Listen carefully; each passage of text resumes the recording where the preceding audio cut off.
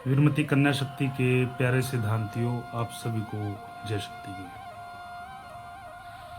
जैसे कि आजकल मौसम के बदलाव की वजह से थोड़ा शारीरिक परेशानियां हो रही हैं, तो चक्कर आना, उल्टियां लगना या कुछ खाया पिया ना हजम होना, ये और भी बहुत सी शारीरिक परेशानियां हैं जो आप लोगों के साथ में हो रही हैं। और ये सभी के साथ में हो रही हैं क्योंकि मौसम का बदलाव हो रहा है। जब मौसम का बदलाव होता है तो शरीर के जो स्वाभाविक रूप से जो भी शरीर की प्रक्रियाएं हैं वो भी चेंज होना शुरू हो जाती हैं।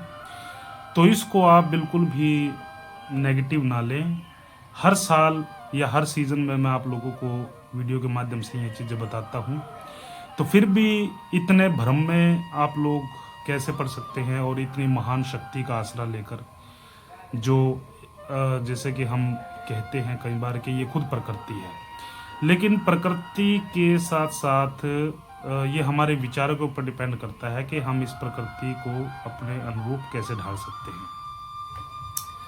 बहुत से संगत है जो भयभीत होती है सपनों के माध्यम से भी, और बदलते मौसम की वजह से शरीर के जो शरीर के अंदर जो बदलाव होते हैं, क्योंकि शरीर को भी ढलना होता है उसी हिसाब से, उसी मौसम के अनुरूप शरीर की भी प्रकृतियां हैं।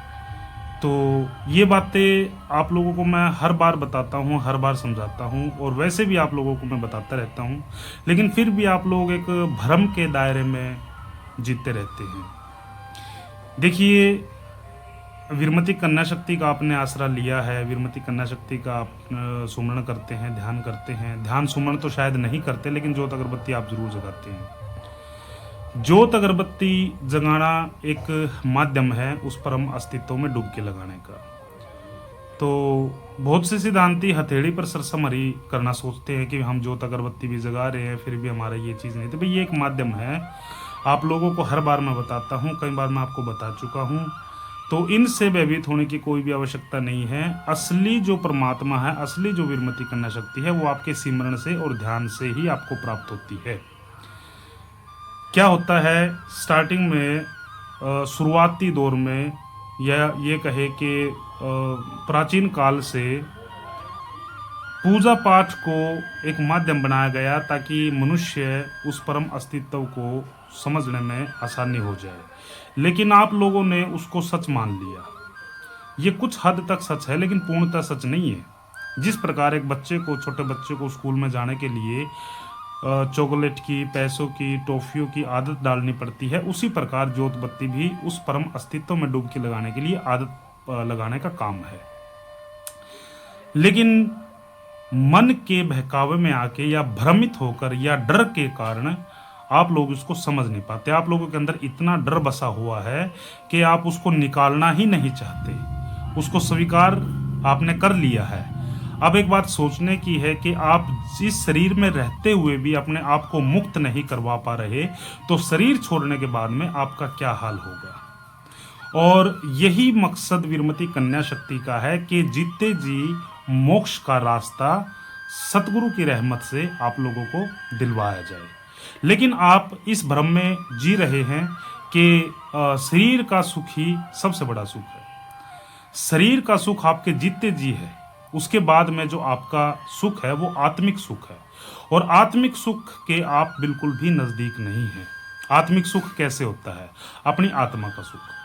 आप क्या करते हैं? ज्योत अगरबत्ती जगाते हैं, ज्योत अगरबत्ती जगाने के बाद में आप फारिग, लेकिन उस परम अस्तित्व के, परमात्मा के नज़दीक जाने के लिए, परम शक्ति के नज़दीक जाने के लिए आपको हृदय के तार जोड़ने पड़ते हैं। हृदय के आपके तार नहीं जुड़े हुए हैं। हृदय के तार जब लग आपके नहीं जुड़ते, तब तक आपको किसी भी प्रकार के जो भी परेशानियां हैं, आप उनसे मुक्त नहीं हो सकते। ये सब भ्रमित बात है कि आपने वीरमती कन्या शक्ति का नाम ले लिया और आपको ये सुख मिल जाएगा। सुख मिल जाएगा, लेकिन आपके हृदय के तार आपके जुड़े हुए होने चाहिए। अब कबीर साहब ने कहा है, पत्थर पूजे हरि मिले तो पूज पड़ू पहाड़। यानी कि पत्थर पूजने से अगर परमात्मा मिलता है तो पहाड़ को ही पूज लिया जाए जिससे वो पत्थर निकल के आता है। उधर दूसरी साइड में प्रहलाद भगत ने पत्थर में से ही परमात्मा निकाल दिया। अब देखने में बात आती है कि वो परम शक्ति, वो परमात्मा, वो रहबर, वो सतगुरु किसको मिलता है? शरीर को मिलता है, पत्थर को मिलता है, या संसारिक जो चीज़ है उनको मिलता है? नहीं, जो परमात्मा है, जो सतगुरु है, जो परम शक्ति है, वो आपकी नीयत को मिलती है। आपकी आत्मा के तार, आपकी नीयत के तार 24 घंटे उसके साथ में जुड़े रहने चाहिए। ये कोई आवश्यकता नहीं पड़ती कि भाई फिर आपको अगरबत्ती जगानी है या जोत जगानी है। वो आपको 10 मिनट 20 मिनट के लिए आपके तार उससे जुड़ जाएं, इसी कारण आपको जोत बत्ती का जो है वो रास्ता दिया गया है। बहुत से सिद्धांती ऐसे हैं जिन्होंने जोत बत्ती भी नहीं कर रखी, लेकिन वो फिर भी उसके आत्मा के तार उस मालिक के साथ में जुड़े रहते हैं उनसे।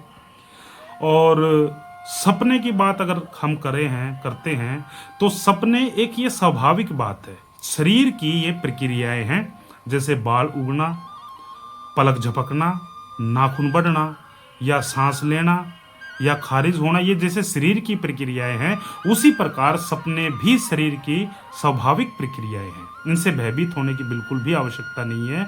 अब आप कहते हैं कि जी हमें तो सपने दिखाई देते हैं, बुरे डरावने सपने दिखाई देते हैं। अब हम क्या करते हैं, जैसे आंखें खुली हैं, हम जाग रहे हैं, जागने के साथ साथ हमारा जो मन है वो बेहोशी में है, वो अचेतन है, चेतन नहीं है, वो बेहोशी में है।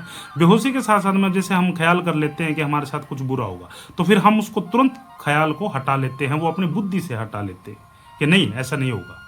तो हमारी वो एक दृढ़ विश्वास बन जाता है कि नहीं ऐसा नहीं होगा। लेकिन सोने के बाद में हमारे जो विवेक है वो काम करना बंद कर देता है, और हमारा मन है, जो हमारी तरंग है, वो इधर उधर भटकती रहती है, और वो उनके ऊपर कोई लगाम नहीं होता, वो समय के भी बाहर होती हैं। जो हमारा समय तत्व है, समय तत्व के भी बाहर होती हैं। इस वजह से उनके ऊपर लगाम ना होने की वजह से वो इधर उधर भटकती रहती है। हमारी जो चेतनाएं हैं, हमारी जो सूक्ष्म तरंगे हैं, हमारे जो मन के विकार है, वो इधर उधर घूमते रहते हैं। तो इस वजह से आपको वो सपने दिखाई देते हैं। उस कंडीशन में क्या होता है कि आपका दिमाग सो जाता है और आपका मन जागृत हो जाता है। अब जिस इंसान का सोते सोते भी दिमाग जागृत है, उसको सपने बहुत कम आते हैं, या फिर सपने आते हैं तो उसको एक अच्छे तरीके के सपने आते हैं। और जिसका दिमाग सो जाता है और मन जागृत हो जाता है, मन क्यों जागृत होता है? मन का जागृत होने का मतलब ये है कि आपका जो दिमाग है वो जागृत नहीं है, आपकी चेतना जागृत नहीं है, आपकी आत्मा जागृत नहीं है, केवल आपका मन जागृत है। और मन हमेशा भटकाने वाला होता है। ये आपकी आत्मा डरती है, ये आपका जो भी स्वभाव है वो आत्मा के ऊपर टिका रहता है। मन आपके साथ में खेल खेलता है। इसका निवारण क्या है कि जितना आप अपने आप को जागृत करते हैं, जितना आप निडर होते हैं, जितना आप सुमन करोगे, मैंने आपको बताया है कि आपके शरीर में 7 चक्र होते हैं। जो पहले चक्र का काम है वो डर पैदा करना है, या आलस्य मतलब शरीर में अड़कस आना है, या नींद आना है, ये पहले चक्र के काम है। दूसरे चक्र के काम में आपके भक्ति भाव जागृत होता है। तीसरे चक्र में आपका वैराग्य जागृत होता है। चौथे चक्र में आपका प्रेम जागृत होता है। 5वें चक्र में आपकी शक्तियाँ जागृत होती हैं। 6ठे चक्र में आप ज्ञान की तरफ भागते हैं, और 7वें चक्र में आप उस परम अस्तित्व को पाते हैं। लेकिन बहुत से सिद्धांतियों का सिस्टम ऐसा है कि उनका पहला चक्र भी मतलब पहले चक्र में ही रहते हैं। वो जो मूलाधार चक्र है उसी के अंदर में ही वो जीते हैं, और उसी के अंदर में ही वो प्राण छोड़ देते हैं। तो अब जब तक आप अपनी आत्मा को जागृत नहीं करेंगे, अपनी चेतना को जागृत नहीं करेंगे, तब तक आपके साथ में ये प्रक्रियाएं होती रहेंगी। ज्योत अगरबत्ती से कुछ नहीं होने वाला। ये सिर्फ आपको 10 मिनट के लिए आप उस मालिक के सुमरण करें, उस विराट अस्तित्व में आप डुबकी लगाए, उस मालिक का बोध करें, परम शक्ति का बोध करें, उस चीज़ के लिए है। अब उसमें भी आप ये चीज़ नहीं कर पाते हैं, वो सिर्फ ज्योत अगरबत्ती जगाते हैं, माथा टेकते हैं। शरीर का झुकाना माथा टेकना नहीं है, आत्मा का झुकाना माथा टेकना है। अब हमने गर्दन झुका ली, शरीर झुका लिए, तो शरीर झुका है आपका, आत्मा तो नहीं झुकी। आत्मा का समर्पण होना बहुत ही आवश्यक है, और आत्मा का जब समर्पण हो जाता है तो उसी प्रकार उस आत्मा को फिर वो मालिक या वो परम शक्ति वो जागृत कर देती है। जिस प्रकार एक छोटे से बच्चे को हम गोद में उठा लेते हैं, और हमारी जिम्मेवारी हो जाती है कि वो बच्चा कहीं गिर ना जाए गोद से, हम उसको गोद में संभाल के रखते हैं। उसी प्रकार जब आत्मा का समर्पण उस परम शक्ति से, उस गुरु से, उस विराट अस्तित्व से, सतगुरु से हो जाता है, तो वो सतगुरु या विराट अस्तित्व या विरमति कन्या शक्ति उस आत्मा की रक्षा करते हैं, ताकि वो आत्मा कहीं गिर ना जाए। इसी प्रकार आप लोग अगर समर्पण करते हैं, पूर्ण तरीके से आप समर्पण करते हैं, तो आपको जो वो मालिक है, जो सतगुरु है, वो आपको गिरने नहीं देता, और आपके जो विषय विकार हैं, जैसे सपने आना या शरीर की बीमारी है, जो भी है, वो अपने आप ही हर ली जाती है। अब यहाँ पर बात क्या आती है कि हमने जो विरमति कन्या शक्ति का नाम लिया है, वो एक सिर्फ स्वार्थ के कारण लिया है। स्वार्थ क्या है? हमें अपने शरीर का सुख का स्वार्थ है, या हमें पैसों का स्वार्थ है, या हमें जमीन जायदाद का स्वार्थ है, या बालक बच्चे का स्वार्थ है। आत्मिक स्वार्थ हमें नहीं है। और जब तक आत्मिक स्वार्थ नहीं होता, जब तक आदमी के अंदर वैराग्य की भावना जागृत नहीं होती, तब तक इंसान एक जगह से दूसरी जगह, दूसरी जगह से तीसरी जगह, या फिर एक नाम से छोड़ के दूसरे नाम में चला जाता है। वो उसका भटकाव लगा ही रहता है, वो पूर्ण तरीके से कभी उस मालिक तक नहीं पहुंच पाता। क्योंकि हमारे जो अखंड निशान में, जैसे जो ये पीछे अखंड निशान लगा हुआ है, इसमें 10 रास्ते बताए गए हैं। जैसे निडरता का है, धैर्य का है, समर्पण भाव का है, सहानुभूति का है, या मतलब प्रेम का है। ये 10 प्रकार के जो रास्ते हैं वो बताए गए हैं, जिस तक आप मालिक तक इन रास्तों के थ्रू आप पहुंच जाते हैं। लेकिन ये चीज़ इन रास्तों में से, इन पदों में से एक भी कोई भी करने को तैयार नहीं है। ना ही वो अपने मन की भावनाएं छोड़ने को तैयार है, ना ही निंदा चुगली छोड़ने को तैयार है, ना ही डर छोड़ने को तैयार है। वो सिर्फ क्या सोचते हैं कि भाई अगर आज हमने ये चीज़ की है तो हमें अभी ही इसका रिजल्ट मिलना चाहिए। ऐसा कहीं पे भी नहीं होता। शास्त्रों में कहा गया है, देह कर्म का दंड है भुगत हर कोई, ज्ञानी भुगत ज्ञान से, अज्ञानी भुगत रोई। यानी कि देह धारण करना, ये शरीर धारण करना, ये हमारे पिछले जन्मों का कर्म है। पिछले जन्मों के कर्मों के आधार पर हमें शरीर मिला है, और उसी के आधार पर ही हम अपने ये कर्म दंड भोग रहे हैं। लेकिन इस शरीर में रहते हुए अगर हम भविष्य के लिए कर्मदंड अच्छे नहीं बनाएंगे, तो हमें आगे भी कोई ना कोई योनि ऐसी प्राप्त होगी जिससे हमें उलझना पड़ेगा, और हमारा जो लक्ष्य राशि का रास्ता है वो रास्ता खत्म नहीं होने का। विरमति कन्या शक्ति सतगुरु मालिक की रहमत के अनुसार जो हमारी विचारधारा है, वो एक मोक्ष के रास्ते की विचारधारा है। फर्क क्या है कि हम पूर्ण तरीके से अपने आप को समर्पित नहीं कर पाते। अब सपनों की और जो भी ये जो मौसम के बदलाव की वजह से जो मैंने बातें बताई हैं आपको, इन्हीं बातों से डर खा रहे हैं कि भाई ये क्या हो रहा है, भाई ऐसा क्यों है। भाई ये तो एक नॉर्मल सी बात है, कॉमन सेंस की बात है। भाई मौसम बदलाव हो रहा है, इसकी वजह से भी तकलीफ हो जाती है शरीर में। लेकिन डर आदमी के अंदर वो सदा सदा से ही बसा हुआ, उसको निकालना, सबसे पहले तो उसको निकालना ही आवश्यक है। क्योंकि कहा जाता है कि अगर हम डर गए तो मर गए, और उस परम शक्ति से या उस परमात्मा से या किसी भी चीज़ से डरना है तो हम कुछ नहीं ले पाते। क्योंकि जिससे हम डर गए उससे मांगेंगे क्या। तो आप निडरता के साथ में अपना जीवन व्यतीत करें।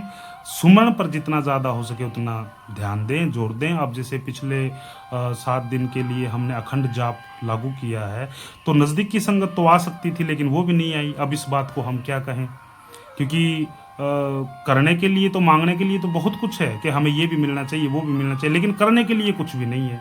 और उस मालिक की खास बात है भाई, ये अगर हम कुछ अपना तपोबल नहीं बताएंगे तो मालिक भी तन की जाना, मन की जाना, जाना चित्त की चोरी।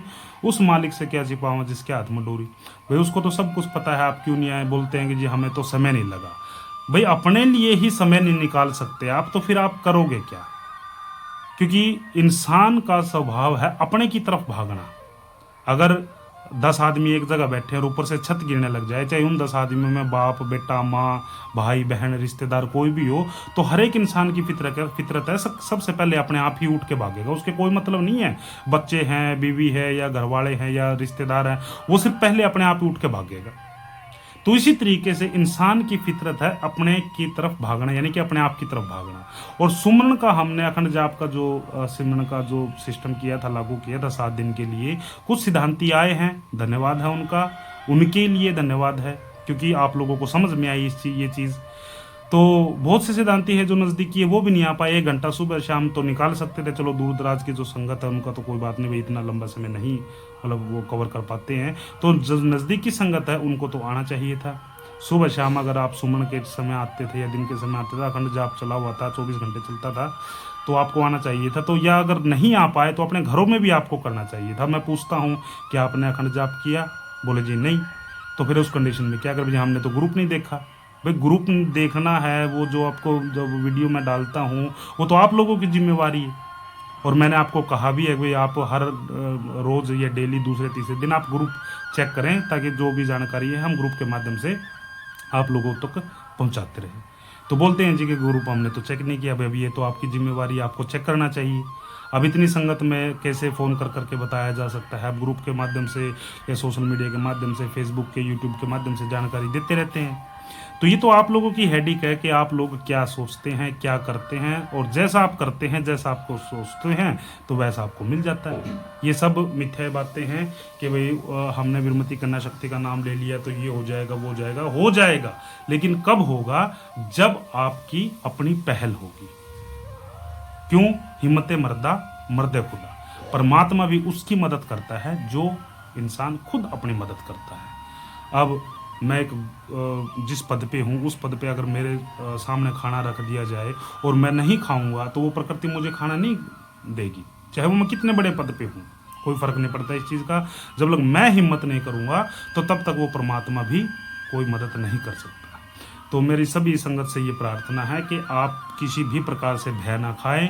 जैसे मौसम के बदलाव की वजह से ये थोड़ी सी शरीर की जो रूपरेखाएं हैं वो चेंज होती हैं, जैसे स्वभाव चेंज होता है शरीर का, चक्कर आना है, उल्टी का है, या कोई भी चीज़ है, ये सब शरीर की प्रक्रियाएं हैं, कोई इसमें घबराने की आवश्यकता नहीं है। और जो सपनों की बात रही, तो सपनों के लिए आपका अंतर्मन विरमती कन्या शक्ति के साथ में जुड़ा हुआ होना चाहिए, गुरु के साथ में जुड़ा हुआ होना चाहिए, या फिर आपको सुमरण की ऐसी आदत होनी चाहिए। अजपा जाप आप 24 घंटे करें। अगर आप मंदिर में नहीं बैठ सकते तो आप चारपाई पे, कुर्सी पे बैठ के आप कर सकते हैं। खाना बनाते वक्त या खाते वक्त कर सकते हैं, या कोई भी नौकरी पेशा आप कर रहे हैं वहाँ पे आप अजपा जाप कर सकते हैं। 24 घंटे आप मने मन कर सकते हैं। तो इससे आपकी जो अंतरात्मा है वो उस मालिक के चरणों में लीन हो जाएगी, और आपको किसी प्रकार के कोई मतलब जैसे सपने हैं या कोई और भी मानसिक जो भी परेशानियां हैं वो नहीं आनेगी। तो इन बातों को आप थोड़ा सा गौर फरमाएं। सभी को मेरी तरफ से जय शक्ति।